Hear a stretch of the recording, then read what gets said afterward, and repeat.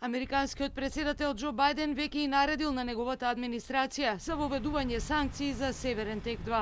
Со ова Соединетите држави и се приклучуваат на Германија во воведувањето санкции против Москва.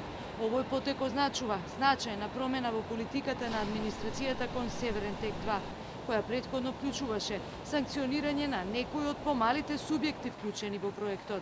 Председателката на представничкиот дом Ненси Пелоси истакна дека Путин не може да си замисли какви санкции следуваат. It's stunning to see in this day and age a tyrant roll into a country. This is the same tyrant who attacked our democracy in 2016. This is the same tyrant who is opposed to democracy and wants to trivialize it, to downgrade it in the eyes of the Russian people. Украинскиот председател Володимир Зеленски ја повтори потребата на неговата земја од безбедносни гаранции поради заканата од руска офанзива. Посредбата со полскиот и литванскиот председател рече дека украинската армија е подготвена на се. Але я без прогнозів чітко знаю, як буде діяти наша армія. Я прошу вибачення, ці чіткі кроки нашої армії щодо обороноздатності і захисту нашої держави буде знати тільки я і наша армія. І повірте, ми до всього готові. Претходно Зеленски ги повика воените резервисти да се вратат во Украина, но рече дека нема потреба од целосна воена мобилизација. Го повика и Западот на понатамошно зајакнување на санкциите против Русија, како и целосно запирање на гасоводот Северен тек 2.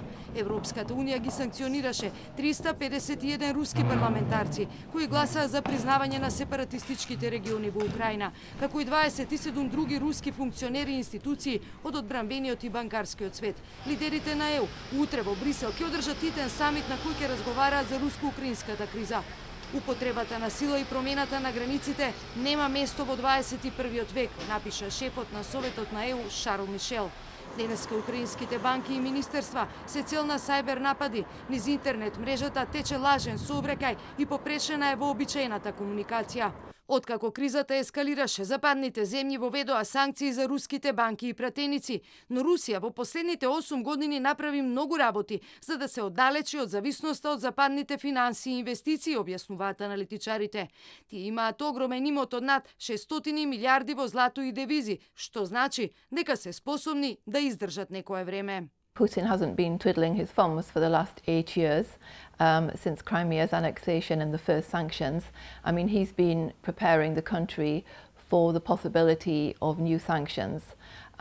So I don't think these sanctions, or even the ones imposed by the US, are going to stop him in his tracks for the moment. It's going to take something much more than that.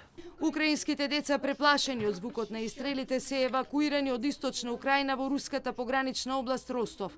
Тие се половина од 7.000 евакуирани луѓе кои ги напуштија своите домови под налетот на престојниот конфликт.